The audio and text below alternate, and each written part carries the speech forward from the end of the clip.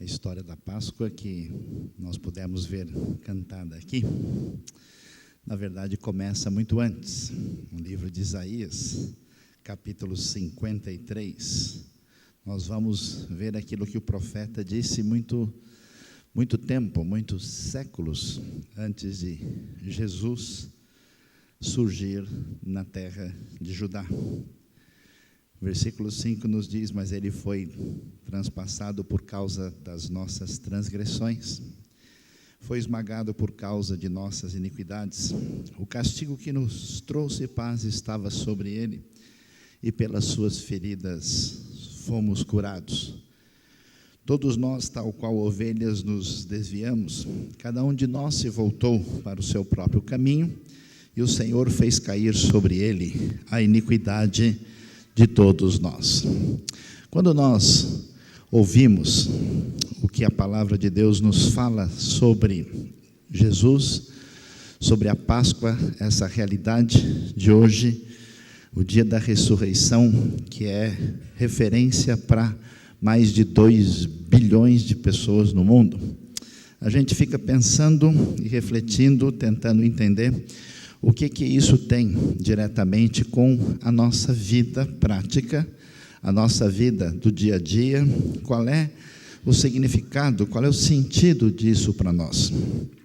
Todo mundo sabe, as imagens desses dias certamente vão nos lembrar daquilo que nós temos visto na pessoa de Jesus, alguém marcado por uma postura de amor, de interesse em ajudar o próximo, em fazer diferença na sociedade. Nós sabemos que através dos séculos, dezenas, centenas de modificações sociais importantes que existem no nosso mundo, existe por causa do Senhor que ensinou junto ao Mar da Galileia, e que em Jerusalém e também passando por todas as regiões mencionadas na Bíblia, nos ensinou uma outra proposta, um outro jeito de ser. Então, quem está sintonizado com Jesus, certamente não pode deixar de relacionar a sua vida com esse choque de alteridade que se manifesta na pessoa de Cristo Jesus. E isso tem a ver com as coisas mais básicas e fundamentais que são problemas nas nossas sociedades, no nosso mundo, no nosso contexto do dia a dia, até os momentos que vivemos hoje.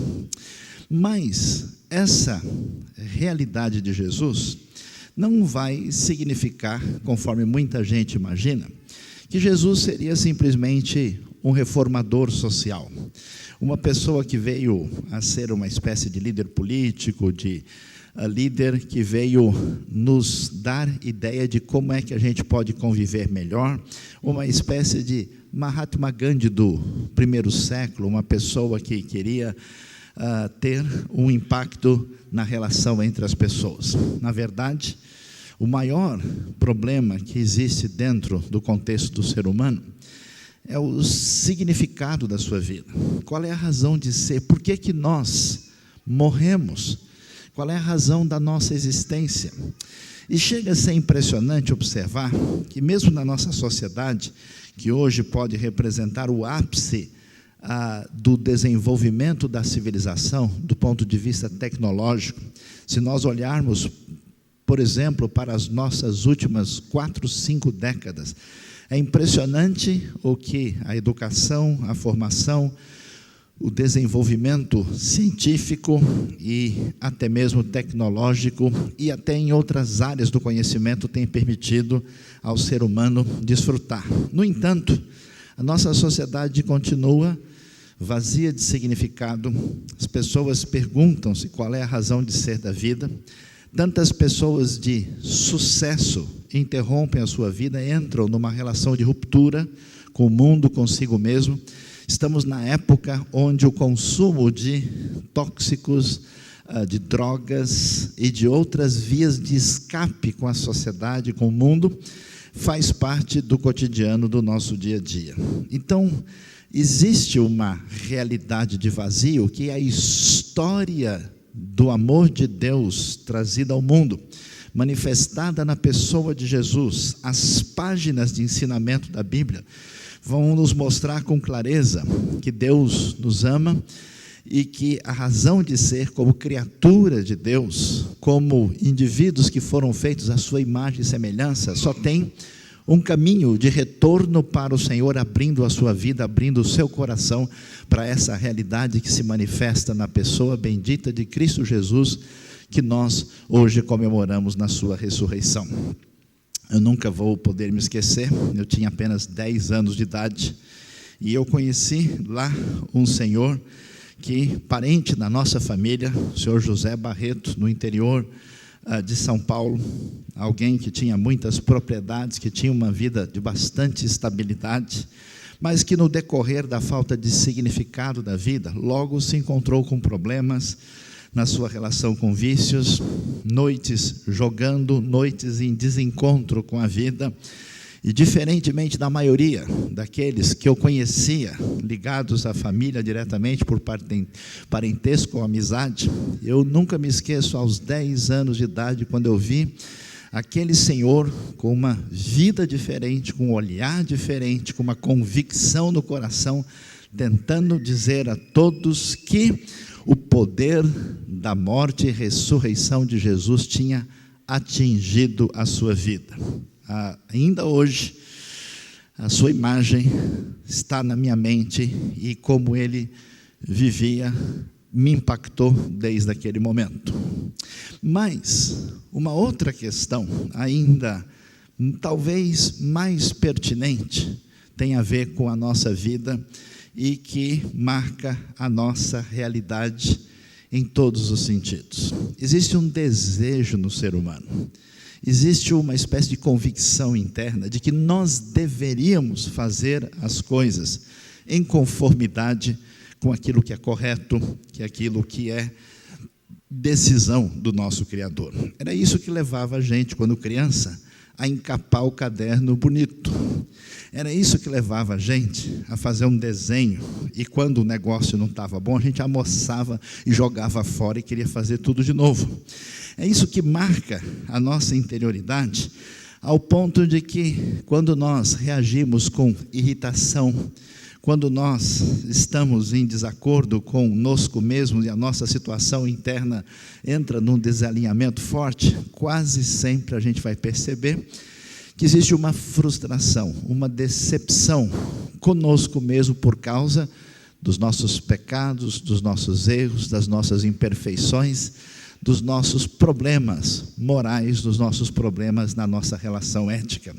E é interessante que a Bíblia vai nos dizer não só que Jesus é o Senhor na história, não só que a dimensão social humana tem uma modificação tremenda quando encontra sábias palavras de direção da parte de Jesus, e não só dizendo que ele dá sentido, significado e direção para a vida, mas que Jesus é o Cordeiro de Deus que tira o pecado do mundo. É aquele que traz vida, que traz perdão, que traz aquela capacidade de restauração, porque como nós vemos em Isaías, ele foi ferido pelas nossas transgressões.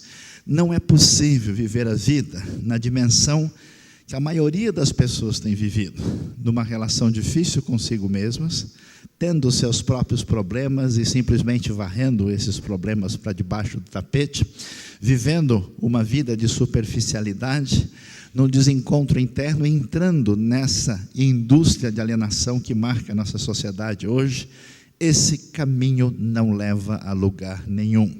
Por isso a Bíblia vai dizer que Deus amou o mundo de tal forma, de tal maneira, que Ele deu o seu Filho único, mostrando um ato de amor, essa alteridade plena, para que qualquer pessoa que abra a sua vida, que quebre esse preconceito, que tire esse muro de defesas, de aparente autossuficiência, como se de fato ele pudesse ser alguma coisa, mascarando os seus conflitos internos. A Bíblia nos chama para o jogo da verdade.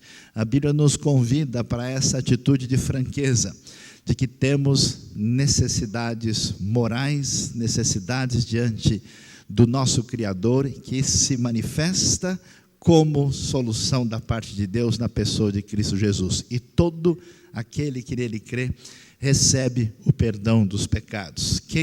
O texto vai prosseguir em João dizendo que Deus amou para que toda pessoa que nele crê possa receber a vida eterna e ter o perdão dos seus erros na sua vida. Eu não sei como é que é a sua história, eu não sei como é que tem sido a sua caminhada, mas eu quero convidar você a, com toda a sinceridade, a refletir seriamente na pessoa de Jesus e na sua mensagem.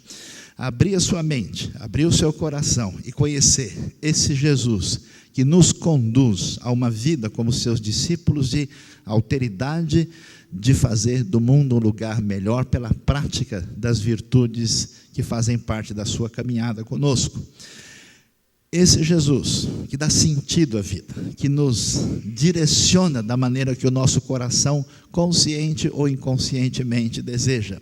E esse Jesus que nos dá paz com Deus, que limpa o nosso coração, que realinha os nossos desencontros eternos. Deus abençoe a sua vida, Deus abençoe o seu coração e permita que o poder da ressurreição de Cristo Jesus venha manifestar-se na sua vida. E se você tem caminhado, e se você já é um seguidor de Jesus, e talvez nos desalinhamentos da sua vida, nas suas derrapadas de um lado para o outro, talvez você não tenha tido condições aí de prosseguir adequadamente. É hora de dar uma retomada, é hora de ver que o poder de Cristo Jesus, que restaurou um apóstolo Pedro depois de ter negado, como nós vimos, também está à sua disposição. Ele quer abençoar a sua vida, Ele quer fazer diferença no seu coração e você precisa realinhar a sua caminhada. Deus abençoe a nossa vida, Deus abençoe o nosso coração nessa noite. A IBNU está aqui sempre de braços abertos para receber você. É uma comunidade que procura fazer diferença na nossa cidade, não só através da sua mensagem, mas pelas mudanças que o Evangelho traz na vida da gente.